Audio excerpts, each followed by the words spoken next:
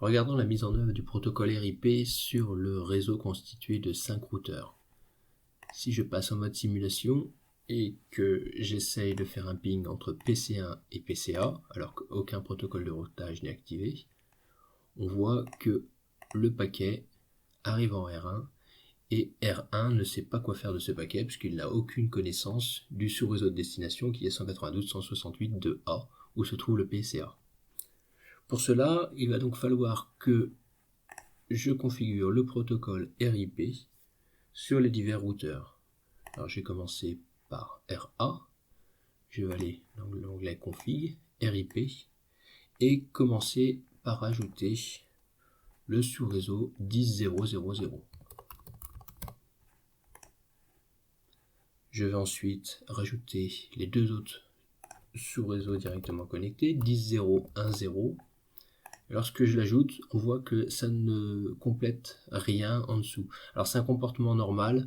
En fin de compte, l'explication sort du cadre de ce cours, mais il faut savoir que 10.0.0.0 et 10.0.1.0 font partie de la même classe de sous-réseau. À notre niveau, on va simplement rentrer les divers sous-réseaux et on ne laissera pas CatTracer faire le tri entre les réseaux nécessaires ou non. Si je fais 172.16.1.0, on l'ajoute. Vous voyez d'ailleurs que le 1 a disparu à cet endroit-là. Là aussi, c'est lié aux classes de réseau. Peu importe le fonctionnement, RIP est maintenant configuré sur RA.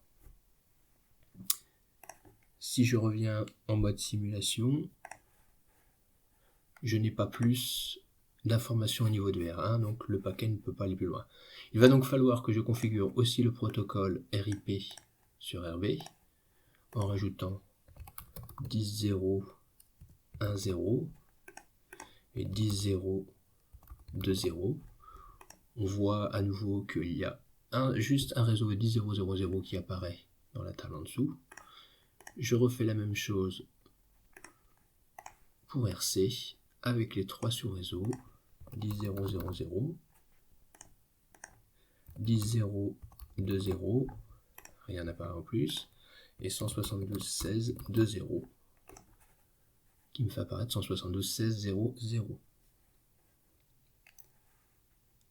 Là encore, si je repasse en mode simulation, je vois que le paquet ne peut toujours pas dépasser R1 puisque R1 ne fait pas partie encore de cette zone de protocole de routage. Il va donc falloir activer ce protocole aussi sur R1 avec les réseaux 192.168.1.0 et 172.16.1.0.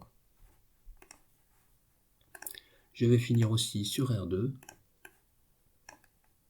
avec les réseaux 192.168.2.0 et 172.16.2.0.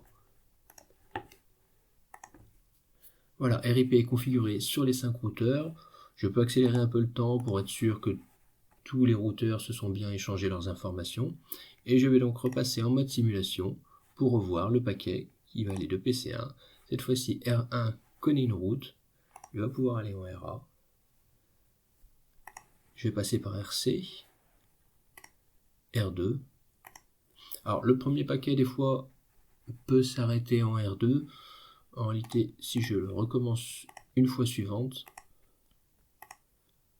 cette fois-ci, le paquet arrive bien à destination.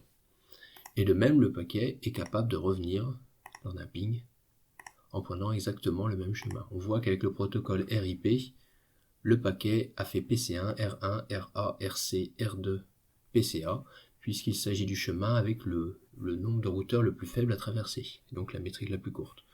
On peut regarder les tables de routage pour les divers routeurs avec l'outil loop. Voilà, alors je vois apparaître dans ces tables de routage, il va y avoir les réseaux directement connectés qui apparaissent avec la lettre C à côté, les réseaux appris par le protocole de routage RIP avec la lettre R dans la première colonne. Il y a aussi les adresses des interfaces réseau de RA avec la lettre L qui apparaît dans la première colonne. Et au niveau des métriques, on va retrouver ici comme dernière valeur, juste après le 120, les métriques que l'on a pu calculer dans la théorie. Ça c'était pour R1. Si je regarde pour R1, on devrait retrouver exactement les réponses à l'exercice demandé.